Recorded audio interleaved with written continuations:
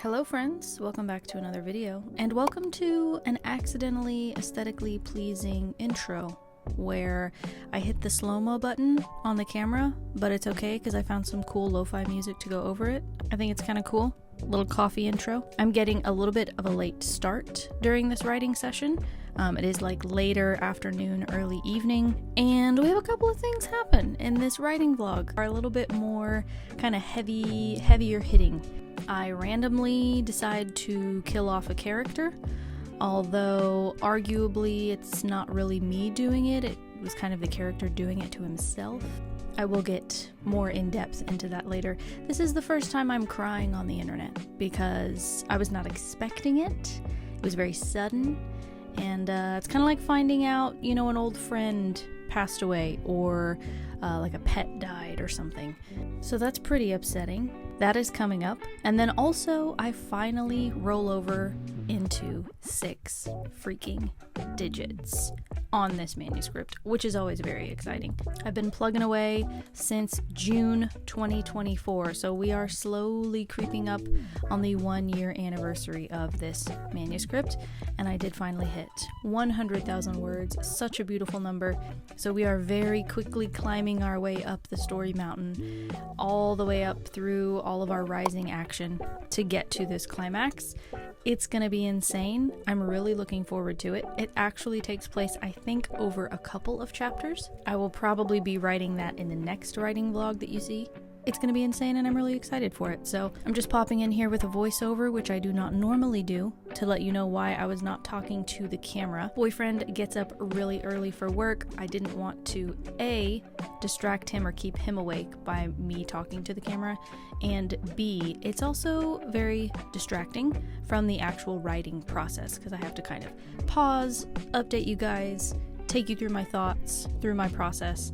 And I really was just excited because I knew I was about to hit. I was only a couple hundred words away, so I knew I was going to hit 100,000 words.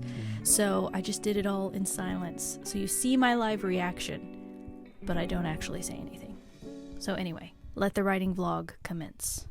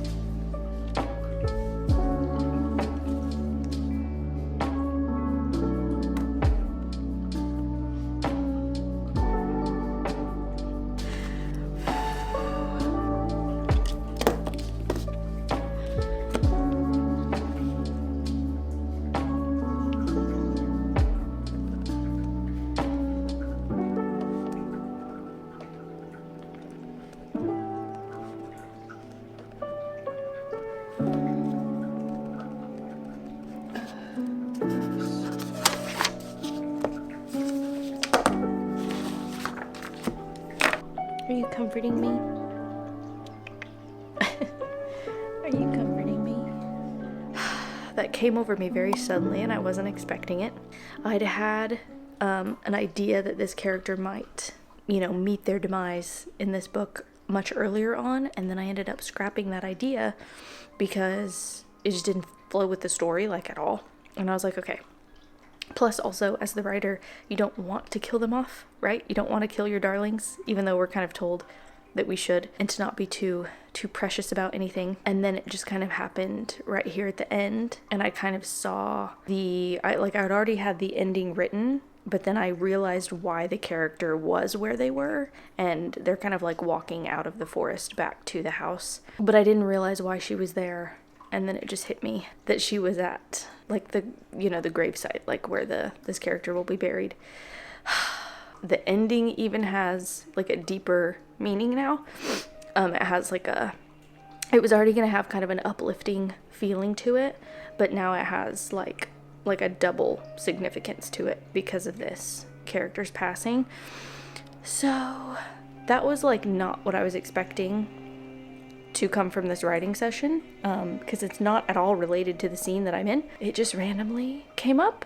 I feel like because it's affected me this way, it lets me know that I probably need to keep it in, and this will be this will be how it ends now. I've always heard there's a quote, and I forget who it's by, but it's like, I think it's like a Ray Bradbury quote, and he's like, if there's no laughter in the writer, there's no laughter in the reader. If there's no tears in the writer, there's no tears in the reader. Like, it needs to affect you. If it's not even affecting you as the writer, it's probably not going to affect the reader. It affected me. So I hope that means it will affect my reader. So anyway, I've just written on a sticky note, as you saw, kind of a very brief little summary, just so that I don't forget, of kind of the scene that I saw, like what I need to add to the scene that was already there. And then I have it written down in a couple of sticky notes there on the very last page of my outline. And it's basically like the final scene. So it makes me feel better, actually, because I kind of knew in the back of my mind it wasn't going to last very long. Like, this character was like a sort of a temporary character, and they kind of served their purpose in my main character's life, and it was kind of time for them to move on. And they knew, and it was very much like, it's good. It's not, because the original way that I had viewed it, that I scrapped, was pretty like violent. It was more like a murder, and this is not. This is just like an ending, a fading. I hope I don't seem insane because I know that to somebody who doesn't write, or if you don't really read books where there's like a lot of death or whatever, or I feel like we're so desensitized nowadays too, especially with books like the Song of Ice and Fire books, like Game of Thrones, where there's like a death in every other chapter.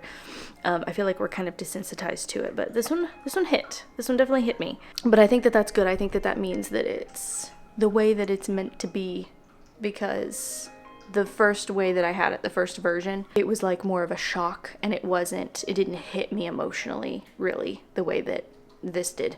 It's almost like a piece of like writerly advice that I could give, where if you feel like you didn't even write it, like the character wrote it for their self, then it's like you need to probably keep it in. That's what I would recommend. A lot of things feel like, you're trying to force them as the writer, or it might not necessarily flow or whatever. And when things like this happen where it's very out of the blue and you weren't expecting it, and it wasn't in my outline, I think that really shows that it's like the character knows what it needs, if that makes any sense. It probably sounds really crazy to somebody who's like not a writer, but when your characters are like up and moving around and just like living their lives, and you're just like the observer, and you're just like the scribe, like writing things down and like writing down what they're doing, that's how you know that you have like a really strong character, because they know who they are.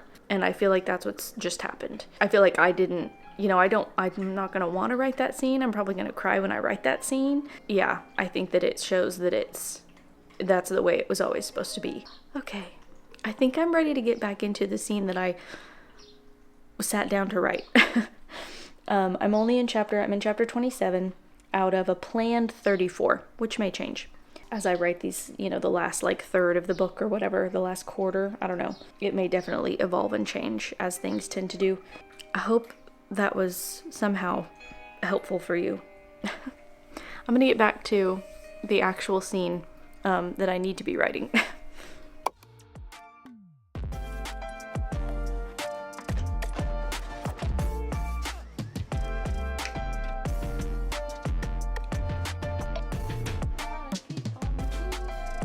Hello friends, welcome back to not a whole other vlog. This is the same vlog where I left you off last time. Also sorry if you can hear the laundry going in the background. It's been like a week, I think, since I last updated you. And I have written a few thousand more words over the course of this past week. So I think I'm at like 104,000. I think I've broken 104,000. I'm just realizing I can't finish chapter 29, which will be the next card that goes right here, because I was taking some notes actually during my lunch break at work, and it's Friday, so I can't grab those until Monday, so that's fine. I have actually officially started chapter 30, which is the beginning of the climax, and it's actually going to be a climax that kind of stretches over the course of a couple chapters, so I am in the final stretch. As soon as the next vlog comes out, that's like draft 1 should be done. I don't think that I'm gonna hit my goal, my deadline.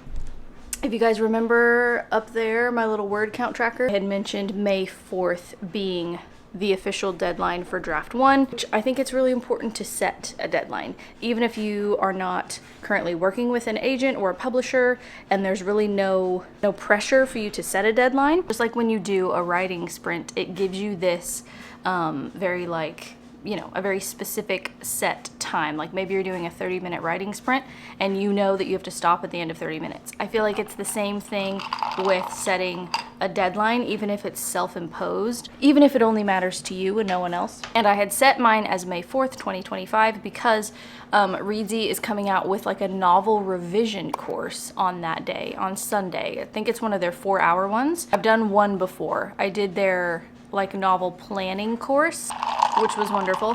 Reedsy isn't sponsoring this video or anything. I always have a code in the description box if you guys do want to use it for 10% off. I don't think I am gonna have it finished by May 4th. And I was actually, you know, it's good to have a goal. It doesn't really truly matter that I'm not gonna hit it. Now, could I pull a whole bunch of all-nighters and kind of rush through my outline and technically get it all written? Yes, I could. I don't want to do that though. I'm a very slow writer, and I'm kind of learning to love that I'm a slow writer because I want them to be a really solid foundation to build on. What I was going to say was June something was when I started this draft. So if I could finish it by June whatever 2025, I would have drafted in a year. And even though a year is a long time, also, you know, when you have a full-time job, and I want to come out with a video about this as well. You guys let me know if there's any more specific things that you want to see about my writing process, like if you want me to do a video about something in particular. I was gonna maybe end us off with a writing sprint, but I think I might just tell you my word count and end it here because I hit 100,000 words in this video, and I've already cried. So I don't really know what more I can give you. Let's see what my current word count is. Okay, current word count is 104,795 words. I'm gonna get going on this climax because it's gonna be a fun one. I hope you were able to get some sort of inspiration out of this video. Let me know like what your current writing process looks like. I want to do a video like on my writing routine. I've recently just discovered writing sprints. Like there's so many things that I'm like still, even though I've been writing seriously since like 2017 when I finished my first book, I'm still like learning so many things and finding out kind of what works for me. So you guys let me know in the comments. Thank you guys for watching, and I'm okay now. I'm recovered from the character death. I think it's what needs to happen. I think it's good narrative. I think it's good storytelling, the way that it all falls. The ways that the cookie has crumbled, I'm satisfied with. So I will stop rambling now. Thank you for watching. I'll see you in my next video. Bye guys.